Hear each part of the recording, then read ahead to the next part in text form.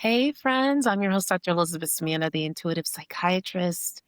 And today, we are going to delve into a subject that's near and dear to my heart. For many of us, we know that we don't walk this path alone. Beyond the veil of what we see with our eyes lies something vast and sacred. And many of us, we sense it, we yearn for it, and if we can open ourselves up to the unseen, there is the potential for healing and awakening. Our next guest is just extraordinary. She is a gifted medium, a spiritual hypnotherapist, and founder of Sensorium Hypnosis. And she had a near death experience that really opened up the connection to the spirit world. Amy Marone, it's such a blessing to have you here. Welcome to the show. Oh, thank you, Dr. Ssemanda. So happy to be with you today, as well as with our listeners and viewers. Yes, yes. Amy, your story is remarkable. So let's get into the heart of it. Mhm, Your journey into mediumship, spiritual hypnotherapy began after a near-death experience. Can you mhm. take us back to that moment and share how it reshaped your path in life? Sure, absolutely. Um, so I had been moving through quite the health storm with a lot of mystery symptoms and challenges that ended up being a pretty rare autoimmune condition which caused immune system issues. Essentially, my immune system wasn't functioning well. At the time, I didn't realize that I had a secondary condition that was interrupting the flow of blood to my digestive organs. So, long story short, about over a decade now, I experienced a near death experience. My soul left my body, and I was asked this pretty profound question that I don't believe many of us are prepared for. And that is, Amy, are you ready to leave the earth plane? Mhm, And in that moment, right, my extraordinary senses or spiritual senses that were most vivid were clairaudient. So I'm able to decode thoughts or ideas that are coming through to me, but also clairsentience, because before I could think or utter a word, wherever it was my soul had traveled, I was able to feel the cumulative effect that my passing would have on my son, mhm, who is quite young, and also my elderly mom who lives with us.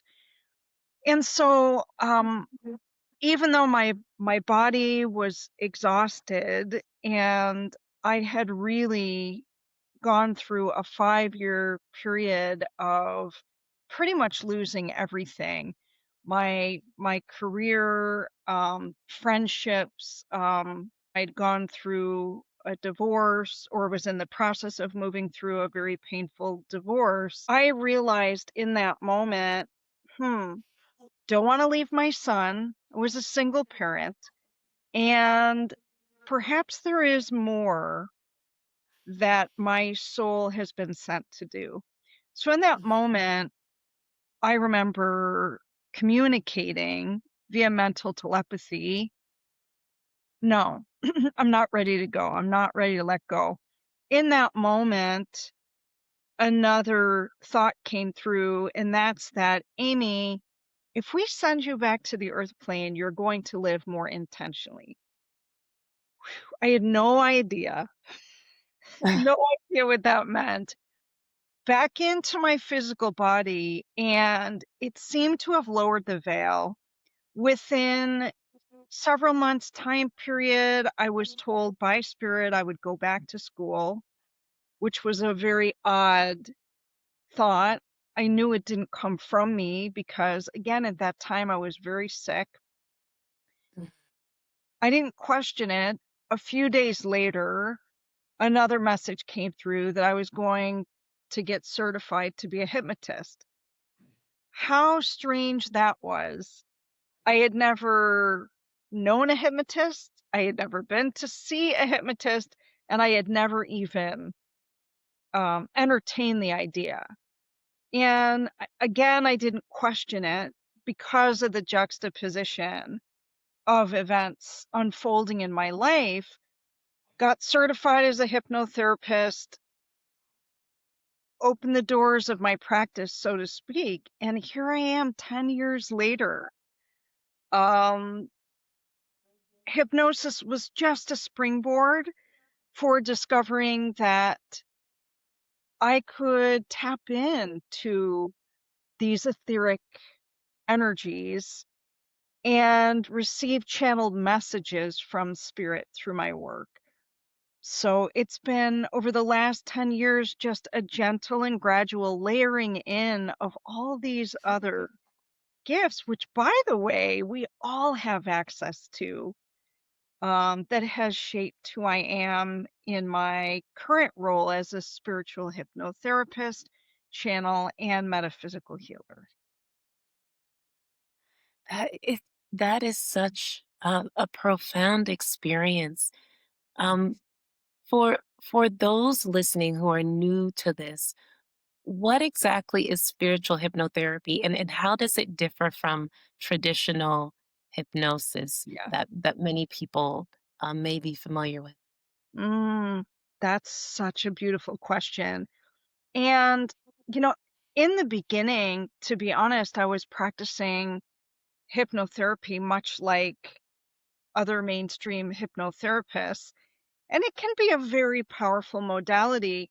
But over time, I realized, hmm, what if I could help people tap in to the higher self? And what if I could help my clients begin to look at themselves through a more spiritual lens, to Mm. understand how the lessons and teachings of their life have create opportunities for personal transformation in ways that a lot of our mainstream modalities are less effective in doing. And this was based on a few foundational principles. One, I believe the most powerful healer of all is you, right? Is each one Absolutely. of us, and we are the experts in our own healing journey. Number two, I also believe the answers lie within each one of us. So I came to recognize in this journey as a helper healer that my role was more that of a coach or a guide in essentially helping people dust off their souls and their wings to discover who they are most authentically, right? Why is their soul here?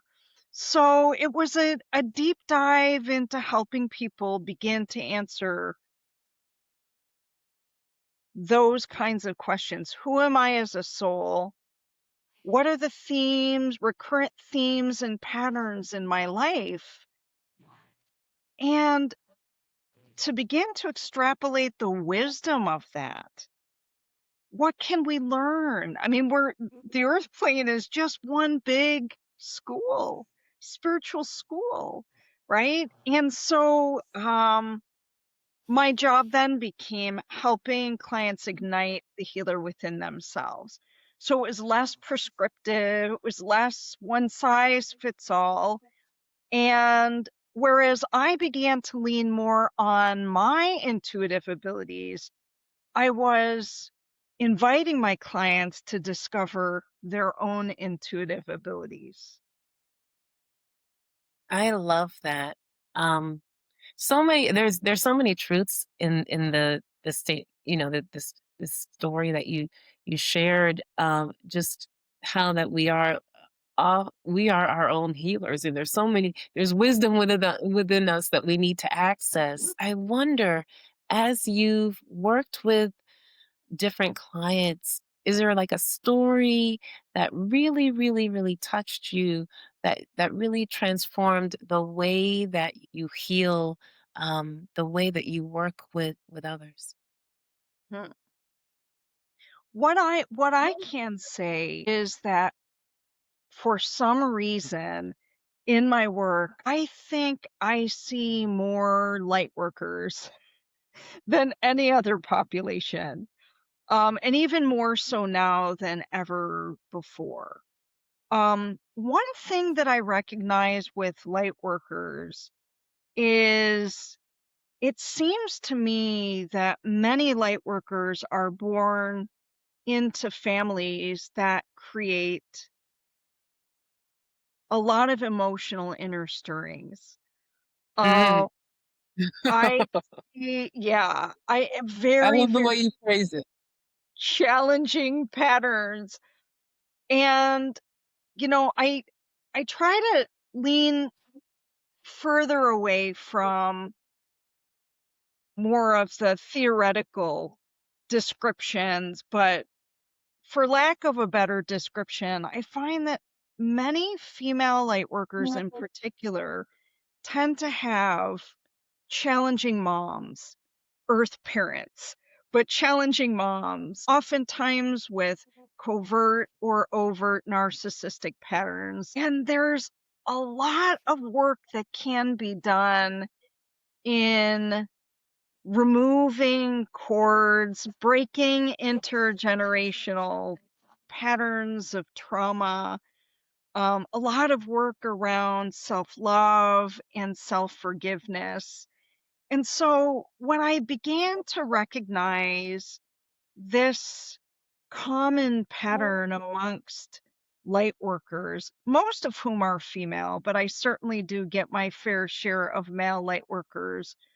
Also, I recognized how imperative it is that I help them understand the concept of soul contracts, that not just in terms of the soul contracts and and relationships that they have with other people, and how certain types of people are placed in our lives to help us evolve, but even taking a more macro look at the soul contract they have here on the earth plane. What are the lessons and teachings and challenges within their own energetic patterns that they're here to release and free themselves from in order that they complete the tasks or be able Well, to step into the service work that they're called to do in this lifetime. can you go into a little more depth with that? Mhm. How do you help people figure out what their soul contracts first defined exactly what you mean by soul contracts, and how you help them figure out, okay, who do I have contracts with Yeah, or yeah. It's amazing. So soul contract, the concept behind soul contract is that before we come to this lifetime, we agree to certain kinds of relationships with certain people. Um, they can't even be difficult or challenging relationships. Oftentimes they are. And the purpose of these relationships on the earth plane is to help us evolve or to climb out of a pattern. So we're in these relationships for the lessons and teachings, right? Because it stretches us outside of our comfort zone and helps us achieve a higher version of ourselves. Okay. So that would be a soul contract in relationships. But I believe there's other kinds of soul contracts. In other words, you could have a soul contract that has to do with your finding your career calling and Mm, achieving things within that framework. Um, when I'm working with the client, we do a deep dive first at looking at the nuclear family and some of the challenges or inner angst, if you will, that has been created through a relationship with, as the case may be, a mother or a father or even a sibling. Some of the struggles, some of the challenges, some of the hardships. We're dealing with the emotion, right? What energetic imprint did it create? What does it stir up for us emotionally? And how do we begin to move past it? Right? A lot of times it's a shift in perspective. Sometimes it is changing the nature of the relationship that we have with someone in our mhm. family of origin. And it's looking at the themes and patterns. Are we recreating some of this unhealed trauma in our other relationships in our life? Powerful, powerful. So it is like you said, a deep dive into ourselves. Just the word that comes to mind for me is self-reflection, like the Oh, power of ab- that. oh, completely. And you work with people, but then you also teach, you write, and there are two books, Whisper Beyond the Veil and Whispers Within. If someone is just beginning their journey and you wanted to give them at least one teaching lesson from your books, which would you recommend? Why? Oh gosh. Well, first of all, this was my first automatic writing piece. So I Wow. say to the light workers out there, we are always continuing to evolve. We are always upgrading energetically in terms of our frequency. So the reason that spirit moved through me, I believe, to help me write this book is that it is a spiritual curriculum. That Hmm. is the purpose of this is again to ignite the healer within and to strengthen one's connection to the higher self and to the higher realms. So in each one of these chapters is are some journal prompts. And in the first couple chapters of Whispers Beyond the Veil, um, I talk at length about sitting in the power. This Mm, is a different kind of meditation that has to do with connecting with the etheric realm. And there's some exercises in here that walk people through the process of sitting in the power and connecting with the divine self in the higher realms. Talks about the practice of listening, right? And the listening prayer. It talks about the beginner's guide to sitting in the power, um, the power of the daily devotion, and incorporating some of these simple practices in to our lifestyle. So I think the Whispers Within is a companion journal. It's a beautiful way of recording what comes through, answering some of the deeper metaphysical questions in terms of your core values, your lifestyle, your spiritual practices. And it's a very, very simple book. It talks about the art of reframing prayer, mm. um, and how to invite in the spirit guide or higher power and allow these energies to begin to move through us. So I hope that's helpful. Yeah, you know what? It strikes me with your books. Mhm, It's not just for mediums because in many ways we all channel, but it's very practical. Like these are practical things that you can do to just strengthen that connection with your mhm, spirit, and I love it. mhm. Absolutely. And that's true. There's a whole chapter where I explore the topic of mediumship for all of us. We're all mediums. anytime we're infusing our healing energy or intentions into something, even in mainstream settings, there's a lot of light workers planted in corporate roles who work for the spirit world, whether they're aware of it or not. They are Yeah. administering light. They are, raising the collective frequency. They're changing the corporate culture just by the frequency that they're carrying and the love that they bring into the systems they're working in. Yes, yes. So it's it strikes me that there's a lot of great things that people can obtain from your books, and I love the practicality of it. But I wanted to ask a few questions because you've been doing this for some time. You've just built up your toolbox of all the different things that you can Mhm. do for yourself. What are the practices, the techniques that you use to stay personally grounded and Mm. protected while you're channeling and Yep. you're working with spirit? Great question, Dr. Ssemanda. Thank you. And so, first of all, at the beginning of my day, I always clear my space. I use Palo Santo wood. I move around my space and even my energy system. The purpose of that ritual and intention is to release any lower frequency energies from me or my space and also help with the recalibration, um, and to call in, higher frequency energies.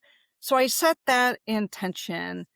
The other piece of it is the way that I start my day. I dedicate to my own downtime or quiet time through metaphysical meditation. I share that on my YouTube station. There's a candle meditation that people can access, um, that helps slow down the brain waves, quiet the primitive mind or the fight or flight tendency while activating the higher mind. And I think when we start our day with that strong intention and quieting the mind and asking for our spirit guide to come closer, then we're prepared to do some of the deeper work, whether we're working with clients or just moving through our day. It's a great grounding practice, along with a great grounding tool for keeping our energies more focused throughout our day, but also making sure we're tapping in to the intuitive part of our mind for guidance as we move through our work.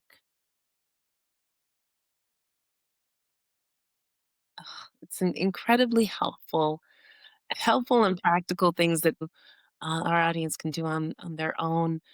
I wonder, where would you like to see the field of spiritual hypnotherapy go as we move into 2020? Yeah, yeah.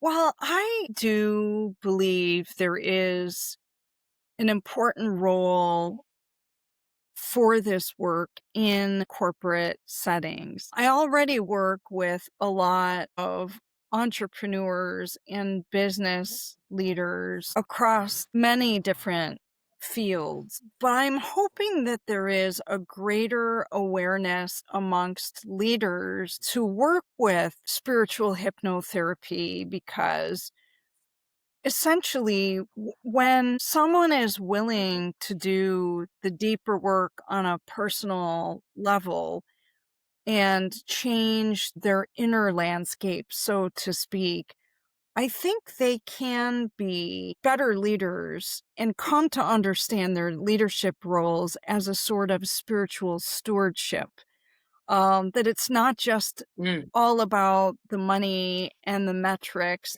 and attracting the best talent.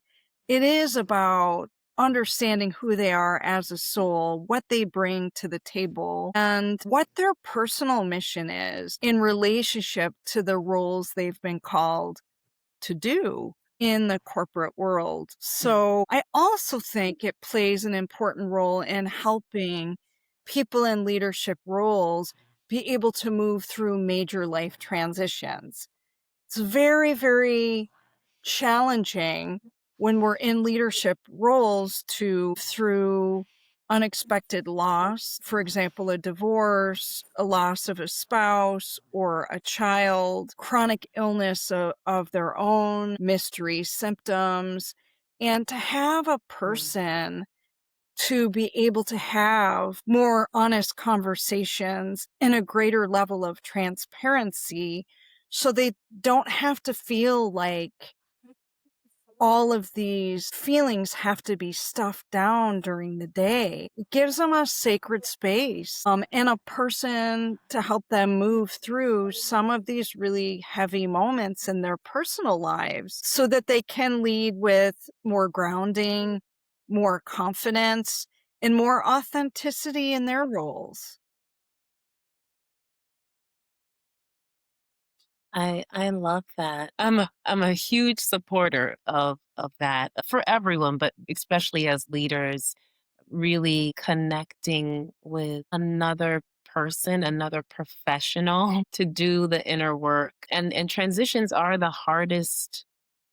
And that's when people tend to have the most difficult times. It's when you're in that middle phase, middle ground. As we're moving into the next decade, what about the young people? How do you feel this fits into working with kids? That's interesting. I work more with teenagers than young kids these days, and it's simply because as I'm working with adults, sometimes they'll ask me if I can help their teenage kids move through something. Typically Mm. with teenagers, the work we do has to do with relationship challenges, bad breakups, challenges with their parents, challenges with their friends, academic performance, sports performance, those types of things. However, this new generation, I believe, has the potential for a lot more exposure to these alternative healing modalities, meditation, energy healing, acupuncture, yoga, because their parents are educated and are connoisseurs of these types of alternative healing modalities. So for kids, I think it gives them yet again more tools to move through the tumultuous years of being a teenager and young adult through learning meditation and through learning to see themselves at a younger age through a spiritual lens. It just gives them more tools, stronger framework for understanding some of the challenges that they're facing. Yes, yes. More tools in their toolbox. And it sounds like a wonderful thing for humanity. As we move towards the end of our segment, I wonder if you could tell listeners how they can get in contact with you. Sure, sure. Well, I have a website, sensoriumhypnosis.com. It's SENSORIUM hypnosis.com. They can also find me on YouTube. It's Amy the Hypnotist, Higher Self Help, and on Mm. Instagram. My website is probably the best resource. I have lots of blogs on spiritual topics. It will connect them to the social media of their choice if they want to hear more lengthier videos on various spiritual topics.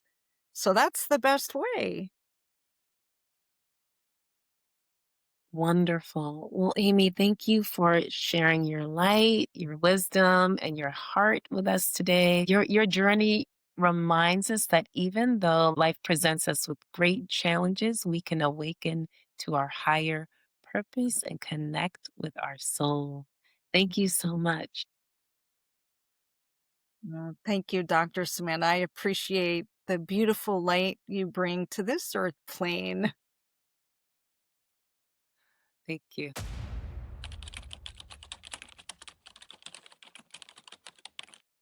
If you haven't heard it yet today, I appreciate you. The soul in me honors the soul in you. If you'd like to see more episodes like this, please subscribe or click here. And friends, if this spoke to you, leave a comment below. We would love to hear from you.